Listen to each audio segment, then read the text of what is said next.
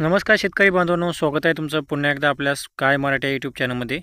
तर शेतकरी मित्रांनो, आज दिनांक आहे 16 मे आणि आज दुपारनंतर आपल्याला काही भागामध्ये पावसाची शक्यता आपल्याला पाहायला मिळणार आहे. तर जाणून घेऊया काय सविस्तर अंदाज. तर त्याआधी मित्रांनो, चॅनल सबस्क्राईब करून बेल आयकॉन दाबू का. तर शेतकरी मित्रांनो, राज्यामध्ये जे आहे आज सकाळपासूनच हवामान जे आहे कोरडे आहे आणि आज दुपारनंतर जे आपल्याला वातावरणामध्ये बदल होऊन जे आहे दुपारनंतर ते सायंकाळच्या सुमारामध्ये काही भागामध्ये आपल्याला पावसाची शक्यता पाहायला मिळू शकते.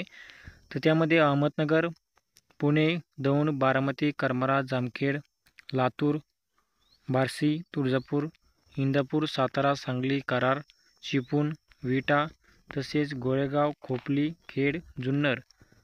तर या भागामध्ये जे आपल्याला आज दुपारनंतर या ठिकाणी जे आहे जोरदार ते मुसळधार पावसाची शक्यता आपल्याला आज दुपारनंतर जे आपल्याला पाहायला मिळणार आहे.